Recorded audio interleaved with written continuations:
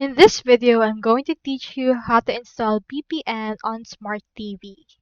So typically, you can actually use in here the actual Google Play since on some cases, a lot of Smart TVs host Google Play. So on your Google Play, click onto the search option and try to search in here for VPN. So I actually recommend right here ExpressVPN. So in here, you can actually install it right here on your TV, and once you have installed it, you should be able to use it.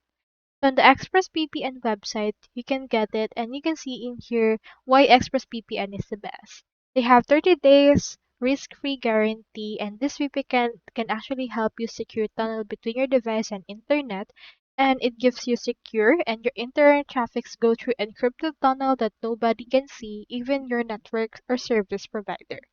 So I have a subscription offer on the link below, and you can head over and input or click on that link in order to get the free trial of ExpressVPN.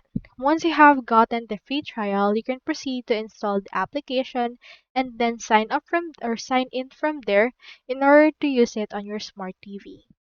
So that's all there is today, and I hope this video helped you out.